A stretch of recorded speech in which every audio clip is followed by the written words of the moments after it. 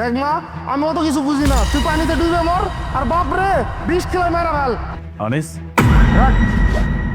Sir আসসালামু আলাইকুম। ওয়ালাইকুম আসসালাম। বাবা মার সাথে এইভাবে কেন কথা বলছো তুমি? না না, তেমন কিছু না স্যার, এটা পার্সোনাল বিষয়, বাদ দেন। পার্সোনাল বিষয় তাহলে তুমি পার্সোনালি হ্যান্ডেল করতা, কাজের জায়গায় এসে এভাবে চিল্লাপাল্লা করে কথা বলছো। আর তাছাড়া তুমি বাবা মার সাথে এভাবে কেন কথা বলছো? তাদেরকে তুমি মরার কথা বলছো। স্যার আমার বাবা মার সম্পর্কে আপনি জানেন না দেখে এই কথা কইতেছেন। আমি কইলাম তো বাদ দেন, আমার পার্সোনাল বিষয় তো আমি মিটাই নেবনি। আমি বুঝতে পারছি হয়তো তোমার বাবা মার আগের বছর তোমাকে কিছু বলে ফেলছে অথবা কিছু করে ফেলছে, এই জন্য তুমি তাদের সাথে এইভাবে রিয়াক্ট করবা, তুমি তাদেরকে মরার কথা বলবা, এটা কেমন কথা না? রাগ করে না স্যার, নিজের পোলাপাইন হইলে আমি কি করতেছি, খাইতেছি না ঘুমাইতেছি না কি কর্ম করতেছি একটু এলো খোঁজ নিত। যখন বিপদে পড়ছে তখন শুধু খোঁজ নাই, এছাড়া কোনো খোঁজ নেওয়ার কোনো কথা নাই। মানে ঠিক বুঝলাম না। দেখো তুমি আমাকে সবকিছু ক্লিয়ার করে বলতে পারো। স্যার কইলাম তো আমার এটা ফ্যামিলি বিষয়, আপনি বুঝবেন না, আপনি যান ভেতরে যান।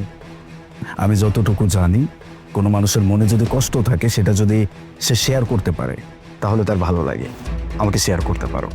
আরে বাবা কিছু না স্যার, আমি তো কইলাম হুদায় আমার কথাগুলো শুই না, আপনি কি না কি ভাববেন, তার থেকে বাদ দেন, আপনারা যান। দেখো তুমি আমার এখানে জব করো, দ্যাট মিনস তুমি আমার ফ্যামিলি মেম্বার। এখন তোমার একটা প্রবলেম হয়েছে, সেটা যদি তুমি আমাকে বলো আমি কেন অন্য কিছু ভাববো। আমি অবশ্যই সেটাকে সমাধান করার চেষ্টা করব। শুনবেন স্যার, আসলে হয়েছে কি, আমার মায়ের লগে কথা কইলাম না, এটা আমার অরিজিনাল মা না, আমার সৎ মা। আমার মা আমারে আর আমার একটা ছোট বোনের রাইখা মারা গেছে। তারপরে আমার বাপে নেশা করে তো আরেকটা বিয়ে করছে, এটা আমার সৎ মা। ভালোই চলতেছিল, দিনকাল ভালোই চলতেছিল। সৎ মা কেমন ব্যবহার করে এটা তো আর আপনার খুলে কইতে হইব না। একদিন হুট করে আমার ওই ছোট বোনটা আছে না, অসুস্থ হয়ে গেছে। আমি আমার বাপরে যা কইলাম, আব্বা আমার বোনটা না খুব অসুস্থ হয়ে গেছে, এর নিয়ে চলো একটু ডাক্তারের কাছে যাই।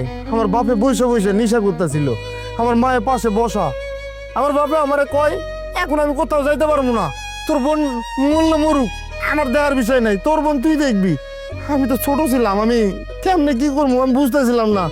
আমার ওই ছোট বোনটা না আমার চোখের সামনে মারা গেছে।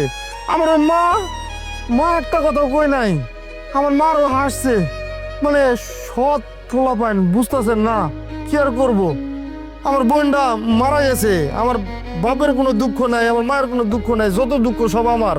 এই যে আমি এখন বড় হয়েছি, কাজকর্ম করতেছি, আমার বাপে অসুস্থ, ওষুধ লাগবো, এর লাগে আমার মায়ে ফোন দিছে। স্যার আপনি কোন এই সমস্ত মানুষগুলো আমি এখন দেখুম যাই আমার বোন রে দেখে নাই অসুস্থ কালে, তারা এখন অসুস্থ, আমি তাদেরকে দেখুম কোন কখন দেখুম না। আমি যা করছি একদম ঠিক কাজ করছি। দেখো আমি তো তোমার শৈশব তোমাকে ফেরত দিতে পারবো না, কিন্তু আমি একটা সমাধান দিতে পারবো। তোমার বাবা মা তোমাদের সাথে কি করছে না করছে সেটা তুমি খুব ভালো করে জানো। তারা তোমাদের সাথে অন্যায় করছে, আমি মেনে নিলাম। কিন্তু এখন তুমি যদি তাদের সাথে একই কাজটা করো, তাহলে এখন তোমার মধ্যে আর তাদের মধ্যে পার্থক্য কোথায় থাকলো? স্যার আমি কিছু করতেছি না, আর যা করার উপর আল্লাহ করছে। ওই যে আমার মাটা আছে না বাঞ্জি, জীবনে বাচ্চা দিতে পারবো না, আমার বাপের কোনো সন্তান নাই, এই যে আমি একমাত্র সন্তান, তাও বাপের কাছে থাকি না, বাপের থেকে অনেক দূরে থাকি, বাপ মারে দেখি না প্রায় অনেক বছর হইলো, দেখতেও চাই না। আল্লাহ যা করার অগলকে তাই করুক। অসুস্থ হয়েছে না, আমি যা করতেছি আমার মতো আমি একদম ঠিক করতেছি। শাস্তি দেওয়ার আমি কেউ না স্যার, যা শাস্তি দেওয়ার আল্লাহ দিব। আমার লগে তো ভালো কিছু করে নাই যে হাগো লগে ভালো কিছু হইব।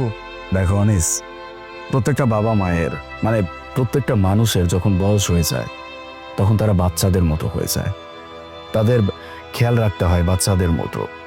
আমি মানছি তোমার বাবা মা তোমাদের সাথে খারাপ করছে, তোমার বোনটার সাথে খারাপ হয়েছে, হয়ে গেছে, যেটা হওয়ার সেটা তো হয়েই গেছে। এখন তুমি যাই করো না কেন তুমি কিন্তু তোমার বোনকে ফেরত আনতে পারবা না, তাই না? কিন্তু তোমার বাবা মা তারা তো এখন অসুস্থ, তাদের বয়স হয়ে গেছে। এখন তুমি একজন ছেলে হিসেবে যদি নিজের দায়িত্ব না পালন করো, সেক্ষেত্রে তোমার বাবা মা আর তোমার মধ্যে কোনো পার্থক্য থাকবে না। আমি বলি কি, ওনারা যা করছে এটার শাস্তি ওনারা অবশ্যই পাবেন। তুমিই তো মাত্র আমাকে বললা যে ওরা যা করছে সেটার শাস্তি আল্লাহ পাক ওদেরকে দিচ্ছে, তাহলে কেন তুমি সেটা নিয়ে টেনশন করছো? তুমি তোমার দায়িত্ব পালন করে যাও।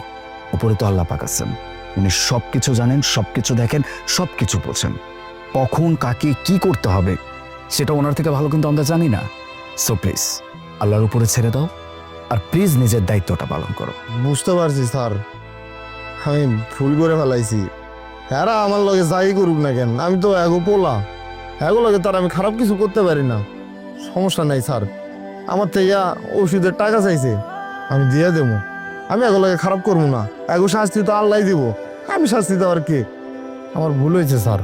যাক আলহামদুলিল্লাহ, অবশেষে তোমাকে বুঝাই দিতে পারছি। তাহলে এখন কাজ করো আর রিল্যাক্স, শান্ত হও। ঠিক আছে স্যার, আসসালামু আলাইকুম। ওয়ালাইকুম আসসালাম।